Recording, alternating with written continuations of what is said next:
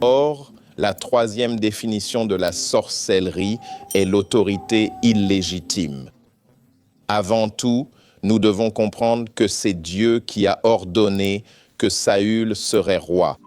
Son autorité de roi venait du ciel, venait de Dieu, était mandatée par Dieu. Et quand il a violé les termes de référence concernant sa fonction de roi, Dieu lui a retiré le sceptre. Il le lui a retiré par une déclaration prophétique faite par Samuel. Et ce qu'on trouve dans 1 Samuel 28:6 montre que Dieu n'était plus engagé à le maintenir comme roi.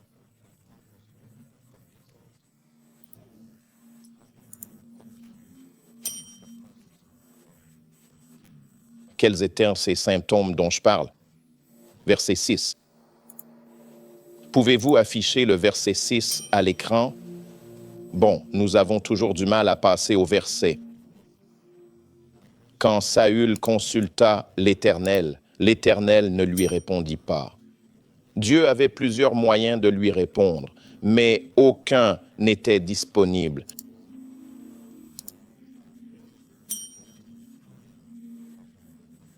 C'était un symptôme du fait que Dieu n'était plus engagé à le faire fonctionner comme roi.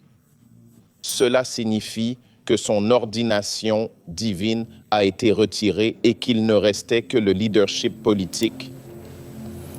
Malheureusement pour lui, Israël avait une certaine compréhension de Dieu.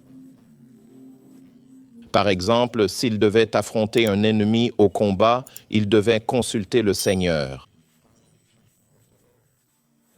Cela signifie qu'au-delà du statut politique du roi, il doit être en bonne position avec Dieu pour que celui-ci lui réponde quand une intelligence divine est nécessaire pour avancer en bataille ou dans une stratégie pour le royaume. Et malheureusement pour Saül, ce soutien divin retiré s'est manifesté par le fait qu'il n'était plus éligible à chercher la direction du cœur de Dieu. Ainsi, tous les canaux par lesquels Dieu pouvait parler ne pouvaient plus communiquer avec Saül. Même dans les rêves, Dieu a fermé ce canal de communication. Dieu a fermé le canal Urim et Thummim. Dieu a fermé le canal prophétique, il est donc devenu aveugle. Tu es là? Oui. Tu vois, il y avait une limite à laquelle il pouvait manier ce sceptre dans la chair. Il se trouvait donc dans une situation où il avait besoin de soutien.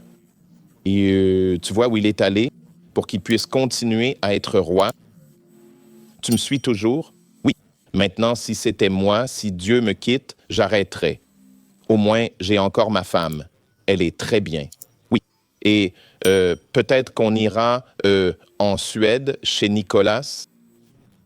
On déménagera en Suède et ce n'est pas mon destin. Le Seigneur ne me quittera pas. Mais je dis juste, ce type veut rester roi. Même si Dieu s'est retiré de lui, il cherche donc un moyen de continuer à être roi dans la chair. Et quel est ce moyen? Il a besoin du soutien d'un esprit pour continuer à être roi. Donc son autorité n'était plus légitime.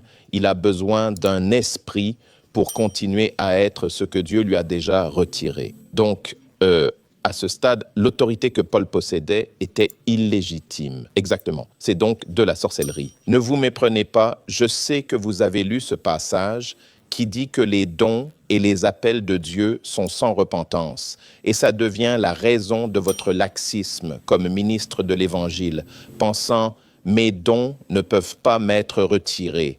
Vous n'avez pas bien lu ce passage, car c'est un exemple de quelqu'un dont l'appel a été retiré. Et j'ai vu de mes propres yeux des hommes de notre temps qui ont été vidés de leurs appels. Si vous voulez me demander quelle est la signification de ce passage, c'est une leçon pour un autre jour. Mais ma leçon pour vous aujourd'hui est que votre vocation peut être retirée. Ce type était dans une situation où il n'avait plus le soutien de Dieu.